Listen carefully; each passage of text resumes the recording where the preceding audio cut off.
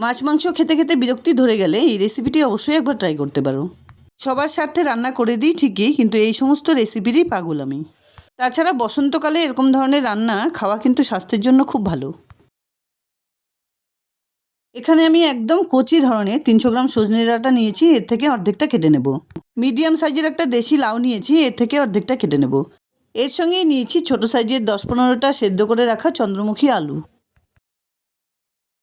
আলুগুলোর খোসা ছাড়িয়ে নিয়েছি, আর সঙ্গে অর্ধেকটা লাউ এরকম একটু বড় বড় টুকরো করে কেটে নিয়েছি। আর দেখো লিকলিকে সজনে ডাঁটাগুলো এভাবে কেটে নিয়েছি। এবার এই সবজিগুলোকে সাইড করে রেখে একটা ছোট মিক্সার গ্রাইন্ডারে তুলে নিলাম 2 টেবিল চামচ মৌরি। একটা প্লেটে নিয়েছি 1 টুকরো আদা, একটা টমেটো, 5-6টা কাঁচা লঙ্কা, সেগুলোও মিশিয়ে দিলাম। যদিও টমেটোতে প্রচুর পরিমাণে জল আছে, তবুও একটুখানি জল মিশিয়ে খুব সুন্দর একটা মিহি পেস্ট বানিয়ে নেব।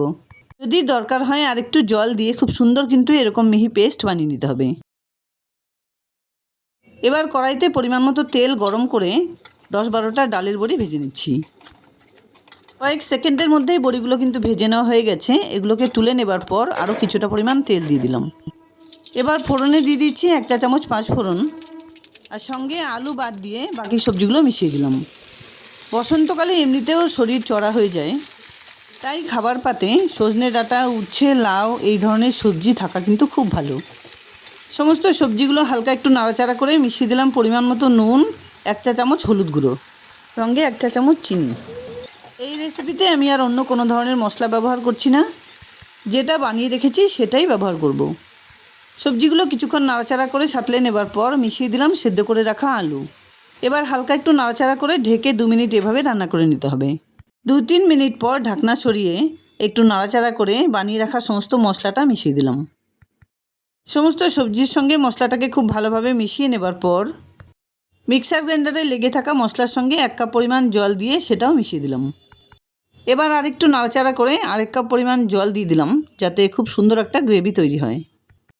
মৌরি বাটা দিয়ে লাউ আর সজনের কম্বিনেশনে এই রেসিপিটি খেতে কিন্তু অসাধারণ হয়।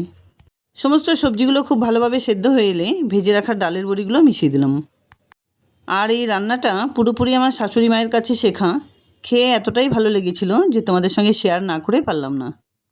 কন্টিনিউ মাছ মাংস খেতে খেতে মুখে অরুচি হলে অবশ্যই এই রেসিপিটি একবার বানিয়ে দেখতে পারো।